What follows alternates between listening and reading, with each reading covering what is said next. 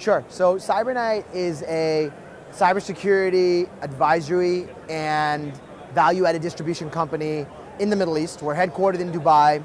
We've got presence across the Middle East region, and we preach zero trust security. So we have built out our entire offering around zero trust, and we built out a portfolio that really tells a story about zero trust security, benefits, pitfalls of traditional security, the assumptions that need to be made, the benefits of going zero trust, and then really helping enterprise and government organizations with their journey to achieving zero trust security. Our model is very much value-added distribution, so we sell through a network of 400 or so resellers across the region, but we have a very unique kind of approach where we advise these enterprise and government customers around zero trust while we take in our kind of best-of-breed zero trust security focused technologies through the channel partners.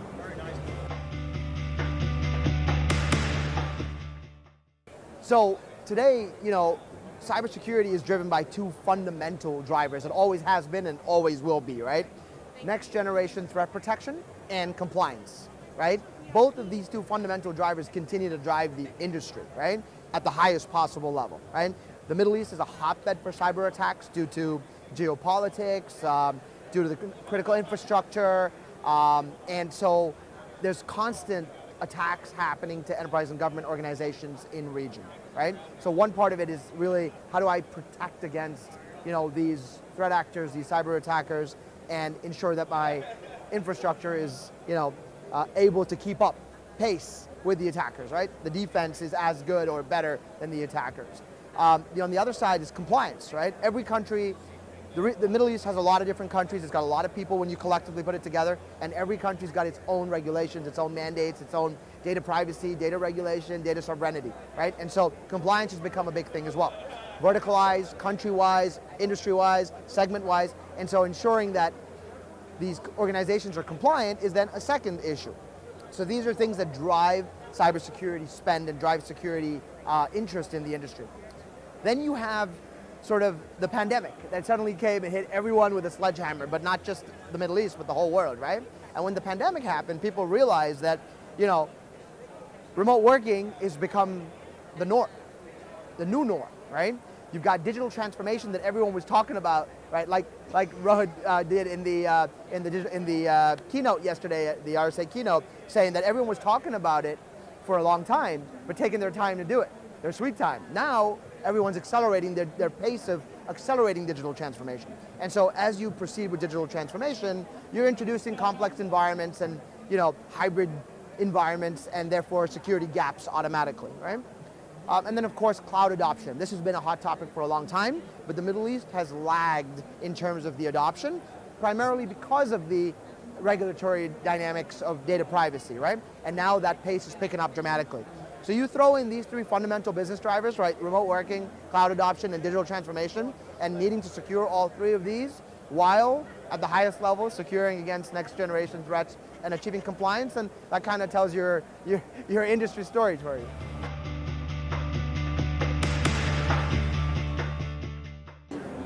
Absolutely. Long story short, right? I mean, as you know, or as the industry should know, these three business use cases can really only be solved properly by a zero trust security framework. Now, zero trust is not new, right? It's been around for almost 15 years now, right? Last time I counted. And, but it took a long time for the world to catch up to it, right? Vendors, partners, and customers alike, right? And part of the reason was that they spent a lot of money on traditional infrastructure, and it took a long time for them to say, hey, we're willing to rip and replace. But then there's also the business drivers now that are kind of making people speed things up a little bit. So the answer to your question is, we've been creating awareness over the last couple of years, evangelizing zero trust a lot through the pandemic and even now. And there's an education curve, right? So we've been educating, creating awareness, and evangelizing, and I do think everyone now knows zero trust security. There's no question about it. With the executive order in the States, President Biden, after the Colonial Pipeline attack, I think now it's become, top of mind, right? But people are now getting into gear and saying, okay, no, we need to do it, it's about time, and now it's really about putting that plan in place. So I do think that also does apply to the Middle East.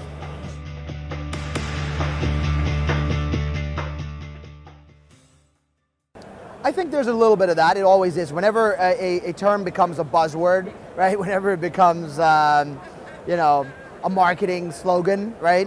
By the nature of that, I think everyone tries to piggyback and jump on the bandwagon and say, hey, you know, we're doing zero trust as well. There's no question about it, right? So there is definitely a lot of noise, right? And it is important to cut through the clutter. So people, I wouldn't call them confused per se, but I think they're overwhelmed a little bit with all the all the information around zero trust. So our job is really about cutting through that clutter, right? Helping them really, you know, dig deep into what it is, what are the nuts and bolts of zero trust, what are the different micro perimeters or pillars of zero trust, and how do they really build out that offering, right? From, you know, zero trust network access or remote, you know, zero trust remote access like what Appgate provides to, you know, how the different other parts of the infrastructure relate to zero trust, and then helping them put the right solution against those requirements depending on the industry they operate in.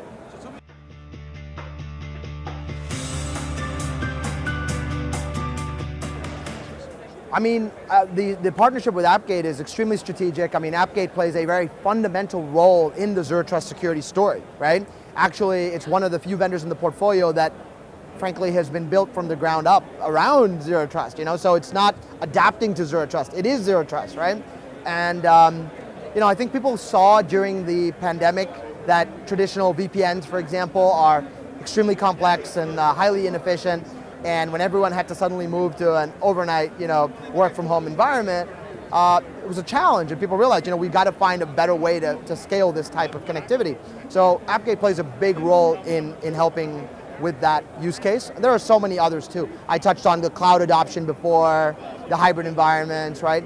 And so Appgate plays a key role in giving access to the right person, the right individual, to the right application in a seamless manner, you know? And that is fundamental to zero trust.